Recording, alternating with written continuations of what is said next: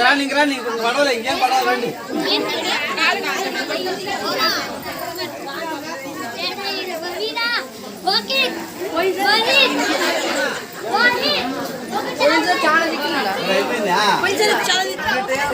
మనం భక్తిగా శ్రద్ధగా ప్రతిష్ట అయినప్పటి నుంచి రంగనాయుడు ప్రజల ప్రతిష్ట నిన్నగాక మొన్న అనిపిస్తున్నారు వాస్తవంగా చెప్పాలంటే.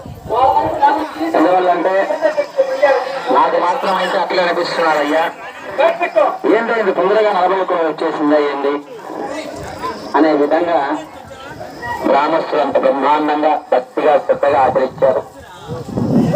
కాబట్టి 41 రోజుల తర్వాత కూడా అంతకు మించినటువంటి భక్తిగా శ్రద్ధగా దేవాలయం యొక్క బాధ్యతలు చూసుకుంటూ దేవాలయాన్ని ప్రతిరోజు కూడా శుభ్రం చేస్తూ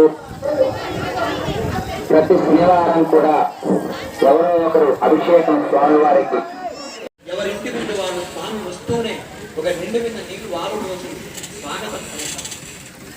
స్వామివారి మీద కాళా కర్పూరం ధాన్యము ఇవ్వాలి.